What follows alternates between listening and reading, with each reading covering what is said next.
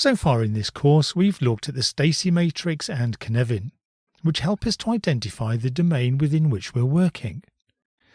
We've also looked at leadership from the perspective of the Scrum Master. Now, we're going to relate management style to a domain. In this module, we'll look at what style of leadership is best applied according to the domain in which we find ourselves. We start with the simple domain, as it's called in the Stacey matrix, or the obvious domain as it's referred to in Cynefin. This is work that has repeating patterns and/or events. You'll often find this in assembly line work, for example. It has clear cause and effect. Pull lever A and you'll always get action Z. There are well-established knowns. That is, we know all there is to know about the work. There are no surprises. We lead with fact-based management. The job of the leader in the simple domain is to use best practices. These have probably been refined and tested over time. They're known to work efficiently. Extensive communication is not necessary, and workers know their job and can do it without reference to others. No instructions are necessary, and the leader will establish patterns and optimize to them so that productivity is efficient. To help them achieve that, they use command and control as a means of directing workers' efforts. Next, we have the complicated domain. This can be identified by an environment that has more predictability than unpredictability. While some things are unknown to us, we are generally in control and once again make use of fact-based management to aid us in our work. We often use experts to help us to work out any unknown or unpredictable situations that arise. The job of the leader here is to utilize experts to address unknowns and gain insights. Use metrics to gain and keep control of the work. In Cynefin terms, we sense, analyze, and respond. And just like the simple domain, we often use command and control to manage this work.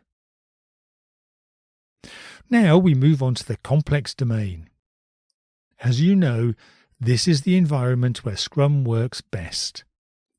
It's characterized by having more unpredictability than predictability, more unknowns than knowns, emergent answers, and many competing ideas, more than one of which will likely work.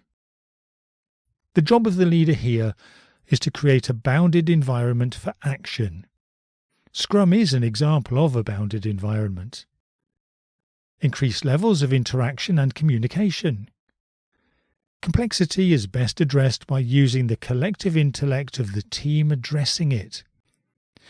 And servant leadership is an appropriate way to lead. Intellectual team members doing knowledge work are unlikely to work well within a command and control environment. Generate ideas, foster a creative environment that builds upon the interaction and increased communication. In Cynefin terms, probe, sense, and respond. Try a number of safe-to-fail experiments and see how they play out. Finally, we have the chaotic domain. The characteristics are high turbulence of people, of ideas, of work. There is no clear cause and effect. Pull lever A and anything could happen, and no one could predict that outcome other than through sheer luck. Almost everything is unknown and many decisions are needed to be made, but there's little to no time to make them. The leader's job here is to take immediate action to re-establish order. For example, minimize people involved and maximize intellect applied. Prioritize and select actionable work. And in environments where many decisions need to be made, give yourself a chance by limiting them to priority items only. Look for what works and keep doing that. In Cynefin terms, act, sense, respond. If I had to summarize all this, I'd put it like this. Do something. Anything. And if it works, keep doing it. Here's a summary table for your review.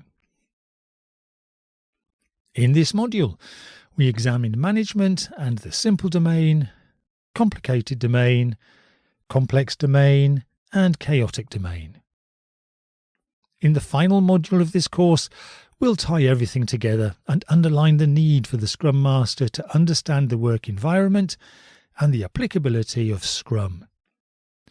We'll also emphasize the tight connection between Scrum and empiricism, as well as understanding the right environments for using Scrum.